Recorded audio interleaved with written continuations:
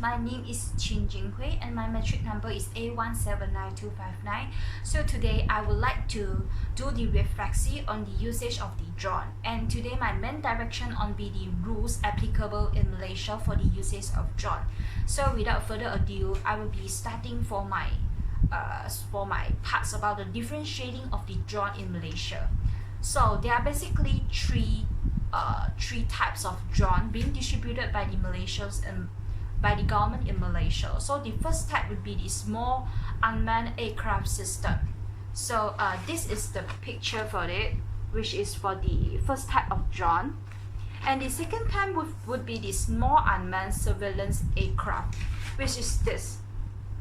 So the difference between the first and the second type of drone being showed, which is for the second type of drone, there are basically one camera on the drone.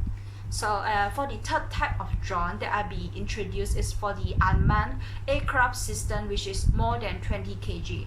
So this is the picture for this, and there will be definitely a lot with the drone. Okay, so this is the graphs for the drone. So I'll be moving on to the rules. So before I move to the rules applicable in drone in Malaysia, due to the technology advancement in 2021, so the creation of drone and the usage of drones being to be progressively in other countries as well as Malaysia, as the laws and rules had been finally implemented in Malaysia in this periods and in the process. So we continue to do the reflections as drone might brings a lot of benefits to us. However, it might cause harm if by using drone, national security being exploited, or the health of the public, or the safety of the public being exploited. Therefore, government have implemented several rules and regulations for the users to use the drone for the commercial purposes.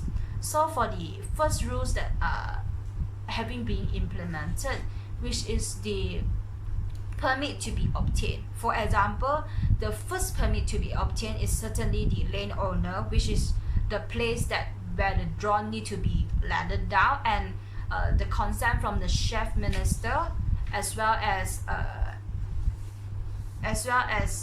Japan, okay, CGSO and MCMC. This kind of approval letters need to be getting, and it need to be before 14 days for the Pengunaan drone, for the usage of drone in Malaysia. And the fees for applications is below 20 kg it will be 250 ringgit, and for above 20 kg it will be 1000 ringgit. So this is the first part.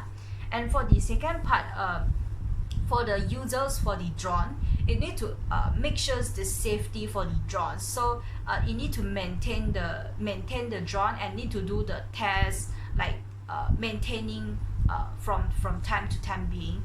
And the third would be the restricted areas, which is from what I have reiterated just now, like we need to protect our national security and intelligence of our country. Therefore, there are restricted areas such as Istana Negara, Parliament, police stations, and also besides that, we need to prevent the harmful to the others.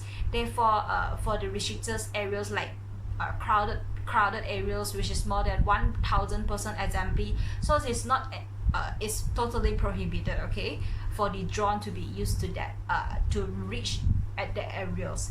And for the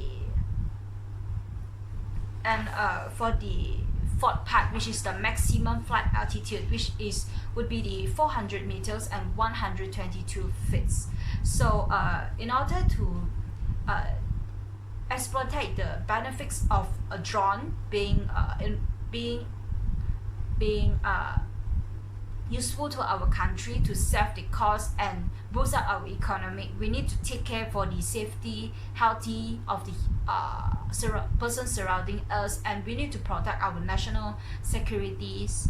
Yeah, so I think that drone is definitely a great technologies that being created to us but we need to take care of the rules and regulations before we use the drone to avoid being compelled for the fine or imprisonment. So that's all from me today.